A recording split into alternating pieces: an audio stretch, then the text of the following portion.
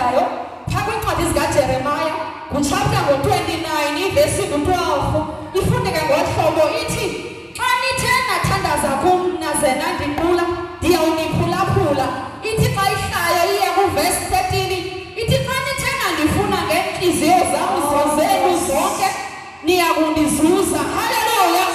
Ndifuna ukuxelela into enye bazalwane namhlanje, xa uthandaza khawutshintshe indlela yothandaza bane, khawubika iingxaki zakho kuJehova ngoba yena uyakuphulaphula. Haleluya, haleluya. Khawuzinqabe unqabe nantoni na ukunikela into entliziyo yakho kuye. Haleluya, shout haleluya, haleluya. Ndizomela i-announcements zalapha ekhaya. Siyakwixesha elinzima, ixesha lokubethelelwa konyana womntu ozawufela izono zam nawe. Haleluya. Ixesha lePasika.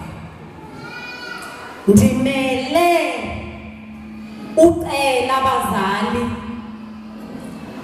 wonke umntu olapha enkonzweni onako ukukufaka isandla malunga namalungiselelo ePasika. Ndizocela umntu onalo 10 rand, ndicela azoxhasa nansi itoti efaka amalungiselelo ePasika. Sicela inkxaso bazali njengeenkonzo zonke eziye zibethe imali for amalungiselelo ePasika. Sizama ukulungiselela iindwendwe zethu ezisuka e-Eastern Cape, eMthatha, eMonti naseGqeberha namasebe onke alapha